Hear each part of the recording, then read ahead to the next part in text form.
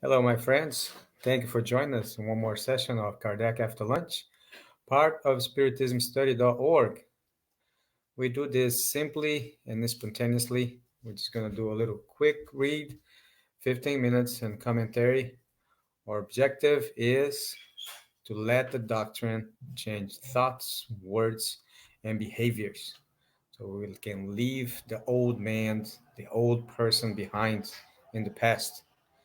And Mondays, we read the Spirit's book. Tuesdays we read the Medium's book.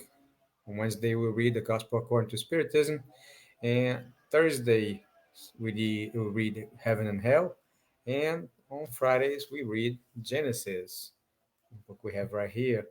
We also have it right here up on the corner. So, uh, if you happen to have this edition of the book, you can open it up on page 94. Okay, we're on chapter 3. We're talking about good and evil. And we are just at the end of middle to the end of paragraph number 3. And welcome to participate, send comments, questions, or suggestions. Uh, if I find that the audience could benefit from your comment, question, or suggestion, I'll put them on the screen. If you don't like them to be made public, feel free to send us a message directly. Okay, so it goes like this. Human beings whose faculties are limited can neither grasp nor fathom the objectives of the Creator. They judge things from the point of view of their own personality and the artificial interests and conventions they have created for themselves, and which are not in the order of nature. So a lot of times we don't even create those conventions, those predilections by ourselves, but we tend to adopt someone else's perspective, someone else's idea, right? Because we've been exposed to. It could have been we've been exposed to since birth. Let's say, for example, that most of us we don't get to choose our religion, right? Mostly we just inherited whatever religion's choice was made by our parents, by our family.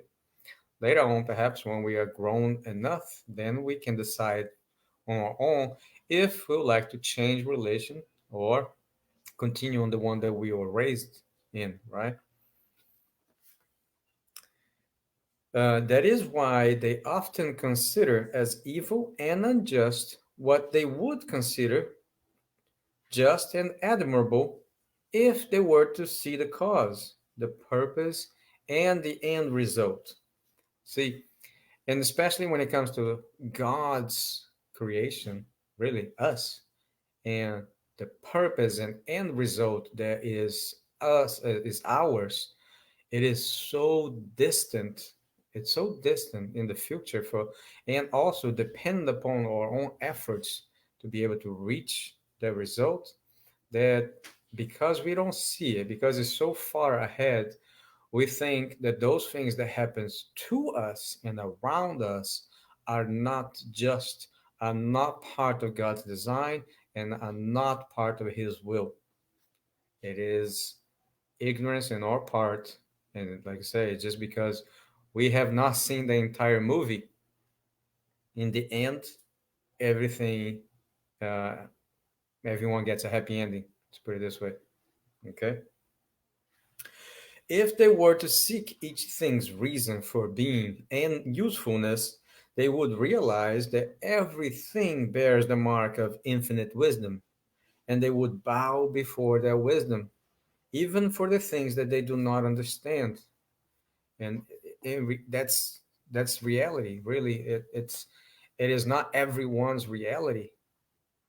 It was not my reality for the longest part of my life.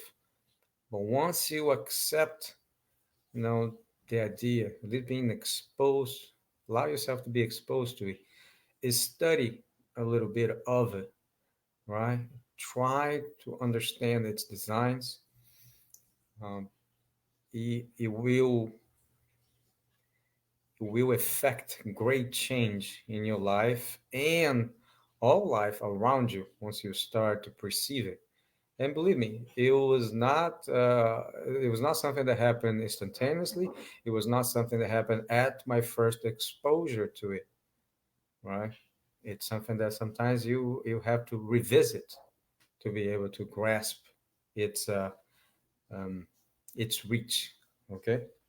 Number four, humans have received a share of intelligence that can help them avoid, or at least largely mitigate, the effects of all natural calamities. The more they acquire wisdom and advance in civilization, the less such calamities will be disastrous. With a wisely forward looking social organization, they will at least neutralize their consequences if they cannot avoid it entirely. Thus, regarding those same calamities which have their usefulness in the general order of nature and for the future, but which cause damage in the present, God has given humans, through the faculties with which God has endowed their spirit, the means to paralyze their effects. So, God has given us the ability to develop such faculties. God does not give anything without merit, right? So we have to work to tame or poor application of our free will, and with due conscience, right, in regards to our purpose and our share and our own happiness, create the necessary change in thoughts, words, and actions to merit such recompense. Continue. It is thus that humans make unhealthy areas healthy, neutralize pestilent miasmas, make barren lands fertile, and manage to preserve them from floods, that they build more sanitary and sound dwellings, which are more solid against the winds that are so necessary for the purification of the atmosphere, and in which they shelter themselves from the elements. And finally, that little by little, necessity has forced them to create the sciences which have helped them improve the habitability of the globe and increase the sum of their well being. See, so all of this, all the ability that we have harnessed to perfect the sciences, to perfect ourselves, to improve the ambient in which we live, to guarantee our comfort, um, the necessary conditions for us to prosper as a civilization, as a human, a race. Uh, they were not. It did not happen by happenstance. It was not chance. It was created, it was purposeful. Okay. Number five, since humans must progress, the ills to which they are exposed are a stimulus for exercising their intelligence and all their physical and mental capabilities, thereby inciting them to search for the means to avoid them. See, so at the same time, of course, we pursue something. You're also trying to what? To prevent us from living in the past or in the past conditions, which were either unhelpful or um, not the most profitable for our continuance, right? For our survivability, um, for the survivability of our offspring. So, if they had nothing to fear and their minds would become sluggish from inactivity, they would invent nothing nor discover anything, right? If, let's say, for example, just a mental exercise, if we were is still in heaven as it is proposed from the beginning of creation, we will have need, we will not have need of anything. We will not want anything, and nothing will be created. We will have no effort, right, in perfecting ourselves or the ambient around us. Pain is the goat that drives humans forward on the path of progress.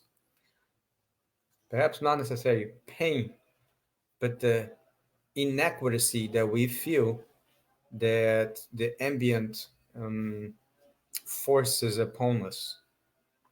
Because I like to think that pain is nothing else but our inability to deal with the condition around us, or increasing or decreasing um, percentage of deviation from God's laws. As we live in conformance with them, we become happier. As we deviate further and further from our purpose, from His established laws, the more and more we feel unhappy. Continue. Number 6.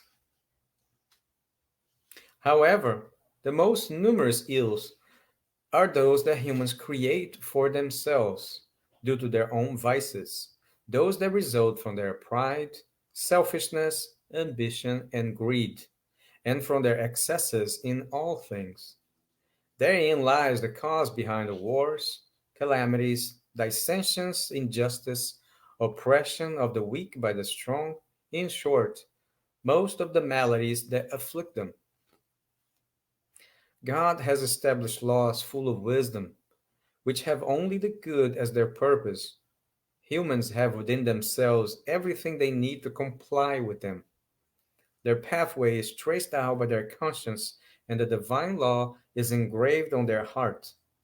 Furthermore, God incessantly reminds them of these laws through messiahs and prophets, through all the incarnate spirits who have received the mission to enlighten, moralize, and improve them, and in these later times, through the multitude of discarnate spirits who are manifesting themselves everywhere.